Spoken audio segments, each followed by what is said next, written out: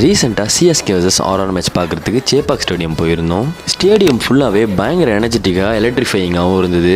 மேட்சும் ஸ்டார்ட் ஆகி பயங்கரமாக போயிருந்தது. எப்பயும் போல நம்ம நினச்ச மாதிரியே சிஎஸ்கே அந்த மேட்ச்சில் வின்னும் பண்ணிட்டாங்க.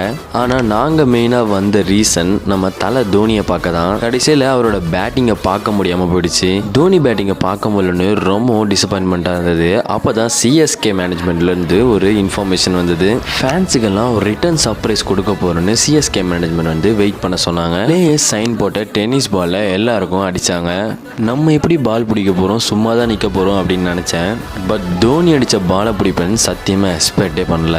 அதுவும் ஸ்டேடியம் அந்த ஃபர்ஸ்ட் டைமே தோனி அடித்த பால் பிடிச்சது ஒரு லக்கி ஃபேன் மொமெண்ட் தான்.